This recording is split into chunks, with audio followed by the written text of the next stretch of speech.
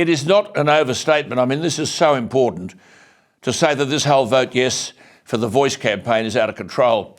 There's a bloke called Thomas Mayo who sits on the board for Australians for Indigenous Constitutional Recognition. They lead the Yes campaign. Now, the bloke's previously said that colonial institutions must be torn down, that the Voice was a step towards, quote, reparation and compensation. When Anthony Albanese announced the referendum wording, the man who stood next to him, our Australian Prime Minister, the man who stood next to him was this Thomas Mayo. He's a union official and a self-described militant. He's on all sorts of working groups in relation to the Yes campaign.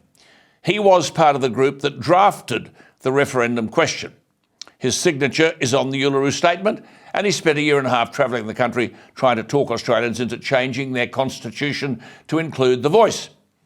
And he makes it quite clear that the Voice is a campaign tool to, quote, punish politicians, quote, abolish colonialist institutions, and, quote, pay the rent, pay reparation and compensation, unquote. Now, the Prime Minister wants to talk about the announcement of the referendum as an inspiring and unifying Australian moment. Yet this bloke, Thomas Mayo, told a conference of communists that, quote, there's nothing we can do that is more powerful than building a First Nations voice, a black institution, a black political force to be reckoned with, unquote. Jacinta Nampijinpa Price has made all of these points on behalf of a fair Australia. She has directed us to the comments of Thomas Mayo. Now, remember Anthony Albanese said the Voice was a modest request which will bring us all closer together. But as Jacinta reminds us, at a 2021 Invasion Day protest, Mayo describes, quote, the powers that be as, quote, unquote, murderers.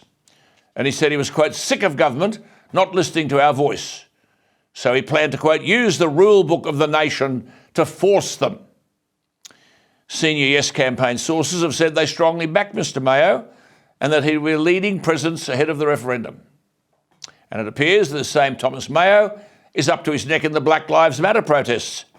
And according to Jacinta Price, he's given numerous addresses revealing the Voice's radical origins in the Search Foundation, which describes itself as, quote, the successor organisation of the Communist Party of Australia.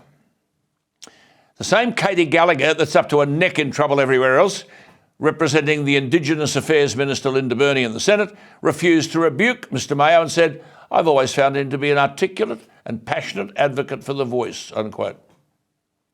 Well, some say the polls are tightening. I would say the Yes campaign has dug its own grave.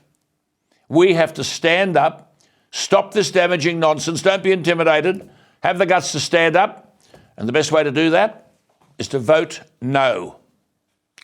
That's it from me tonight and for this week. Don't forget you can listen to tonight's program on your podcast app from 6 a.m. tomorrow. Just search Alan Jones. Thank you for being with ADH. I am Alan Jones.